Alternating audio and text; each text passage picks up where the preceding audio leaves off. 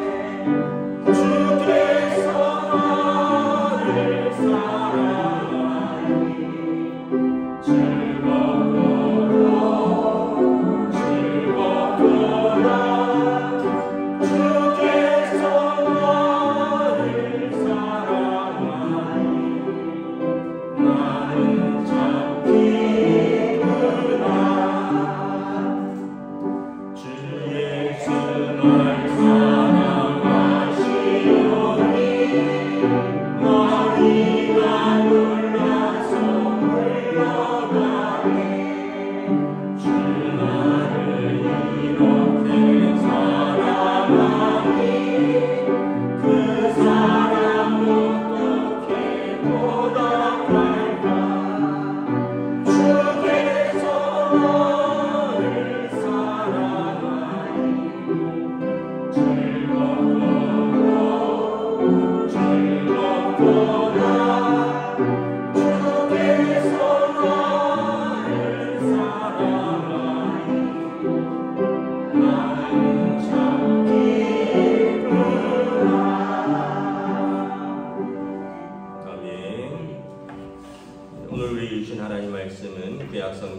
말라기 3장 13절에서 18절까지 말씀입니다.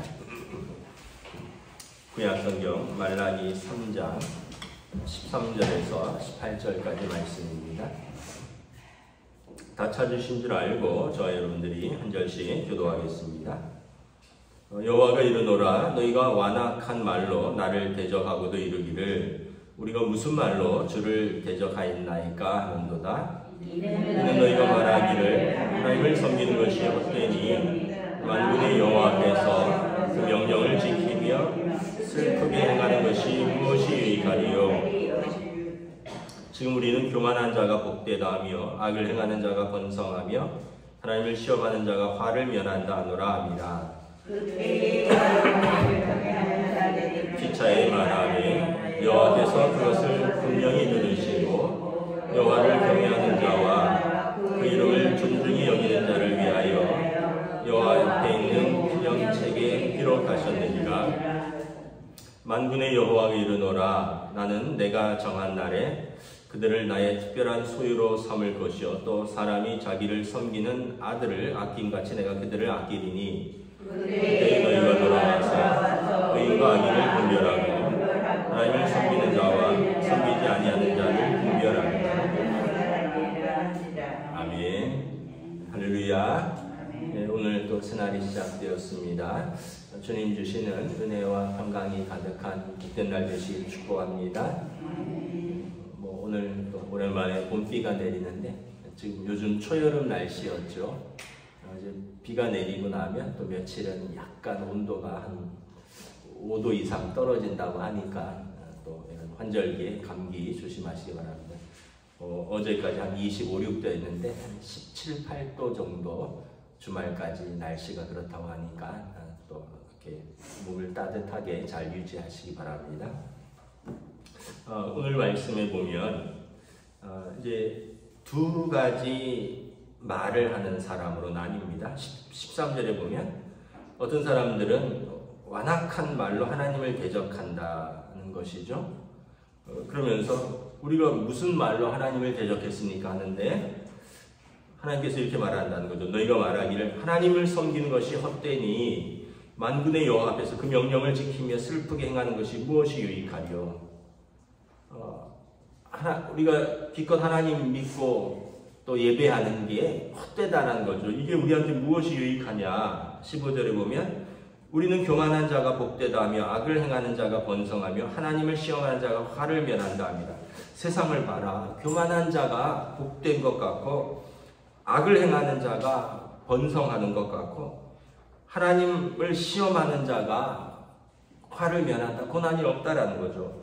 우리는 기껏 하나님 섬기고 하나님 예배했는데 뭐가 우리에게 유익하냐 이렇게 말을 한다는 것입니다. 이유는 이제 이스라엘 백성이 포로에서 돌아왔지만 특별히 나아지는 상황이 없는 것에 낙심한 거죠. 정치적으로는 여전히 바사의 페르시아의 식민지죠.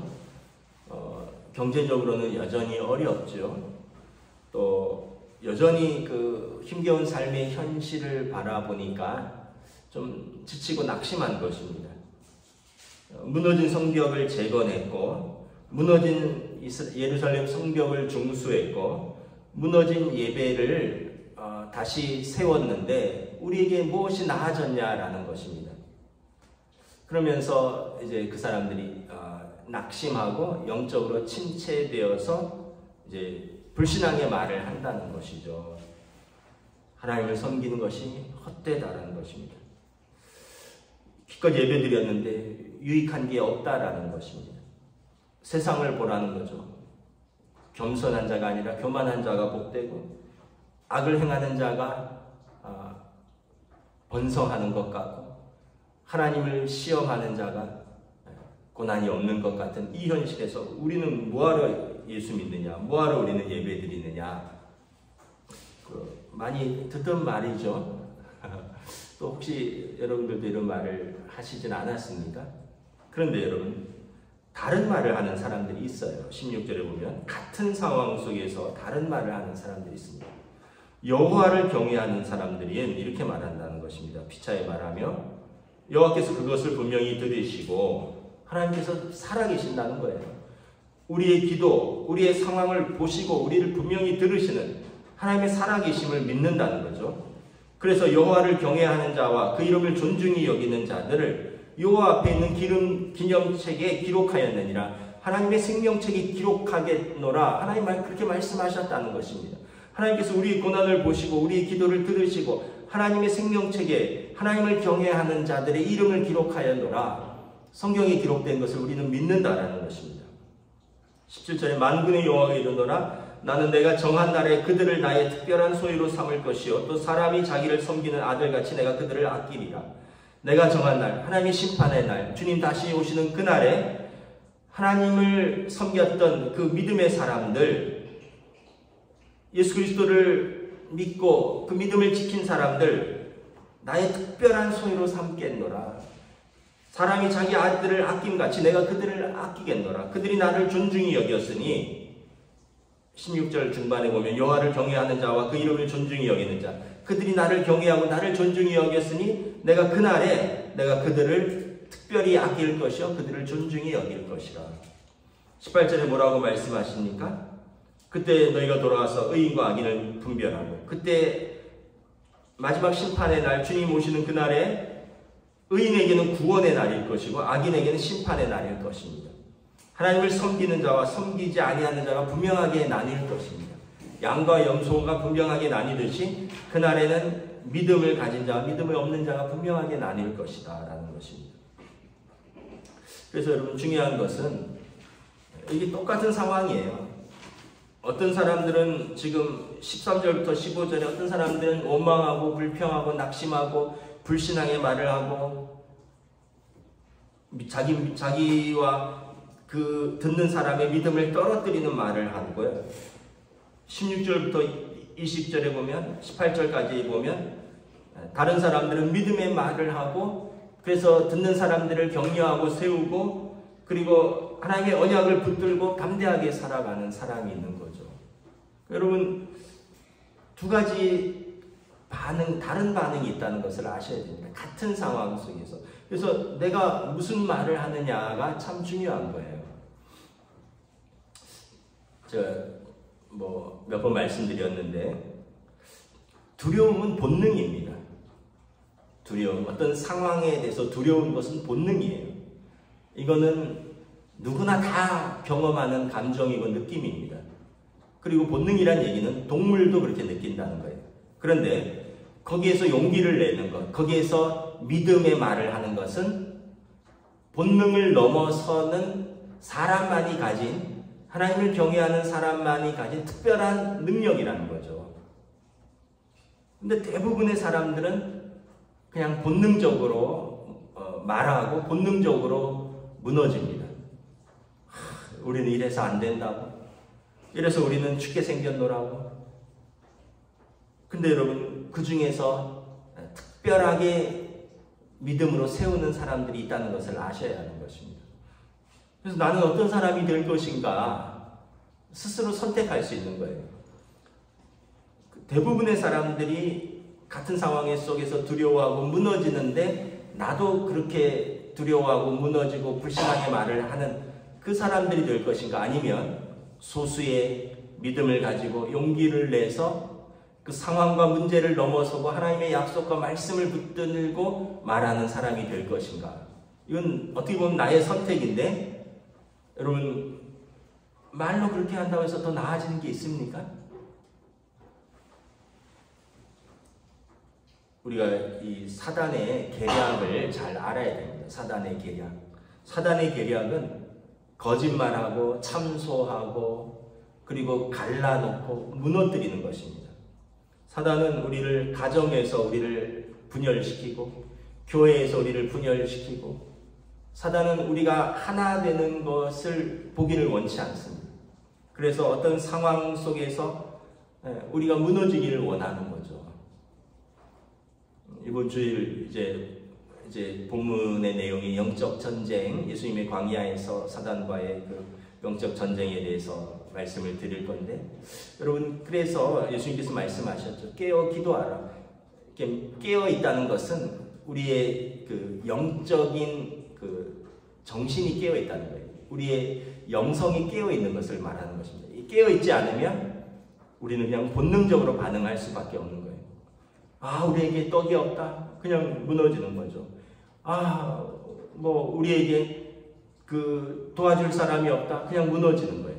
그런데 깨어 있으면 사람이 떡으로만 사는 것이 아니다. 하나님의 말씀으로 사는 것이다. 주 너희 하나님을 시험치 말라 그랬다. 사단아 물러가라. 깨어 있을 때 성령님의 음성에 우리가 반응할 수 있는 거죠. 잠들어 있으면, 영적으로 잠들어 있으면 그냥 그대로 보이는 대로 들리는 대로 사람들이 말하는 대로 상황 속으로 그대로 함몰되는 것입니다. 그래서 여러분 믿음 있는 사람들이 참 중요해요. 가정에서는 여러분 부모님이 중요합니다. 여러분 생각해 보세요. 아이들은 잘 몰라요. 아이들은 그냥 상황 속에서 말을 할 수 있어요.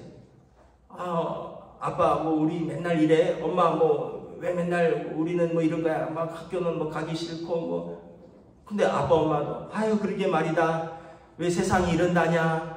아 정치는 있다이고 경제는 이렇게 어렵고 내가 니네 아빠만 안 만났어도 내가 이렇게 고생하지는 않았을 때 뭐 이러고 내가 니네 엄마 만나서 내 인생 꼬였다는 둥 뭐 내가 너네 낳고 우리가 지금까지 고생하고 있다는 둥. 여러분 이러면 어떻게 되겠습니까? 그냥 무너지는 가정이죠. 근데 애들은 그렇게 말할 수 있어요. 애들은 죽는 소리 할 수 있어요. 근데 아빠 엄마는 달라야죠. 걱정하지 마. 야, 너네 굶고 있냐 그렇다고 해서? 너네 뭐 입고 갈 옷이 없어? 너네 등록금 못 내주고 있어? 그거는 아빠 엄마가 걱정할게. 그건 아빠 엄마가 책임질게. 걱정하지 말고 학교 잘 다녀와. 아이들은 그렇게 할 수 있어요. 근데 부모는 그리고 믿음이 있는 사람은 다른 말을 해야죠. 아내가 낙심할 수 있습니다. 남편이 여보 걱정하지 마. 그래도 우리 건강하잖아. 그래도 우리 아이들이 희망이잖아. 우리 어렵지만 좀 참고 좀 더 수고하자고. 하나님께서 우리를 돌보시잖아요. 남편이 직장에서 실직할 수도 있고 또 남편이 또 직장에서 일하다가 낙심할 수도 있고 풀 죽어서 돌아오면 아내가 여보 지금까지 잘해왔고 당신 때문에 우리 가정 지금까지 세워져 왔는데 고맙다고 걱정하지 말라고 우리 당신을 믿는다고 이러면서 이렇게 서로 격려하고 세워져야지. 남자가 바보같이 그런 거 갖고 풀 죽어 있냐고 에이 갖다 버리라고 여러분 그러면 되겠습니까? 그럼 뭐가 되겠어요? 같은 상황 속에서 말로 사람을 살릴 수도 있고요. 말로 사람을 죽일 수도 있는 거죠. 같은 상황 속에서 나와 공동체를 말로 믿음으로 세울 수도 있고요. 나와 공동체를 말로 우리의 믿음을 무너뜨릴 수도 있는 거죠. 그래서 깨어 있어야 되는 거죠. 깨어 기도해야 되는 것이. 교회도 마찬가지입니다. 교회도. 막 우리 교회 어떻다는 둥, 뭐 우리 교회 저렇다는, 저쪽 교회는 저런 것 같은데 우리 교회는 이렇다는 둥.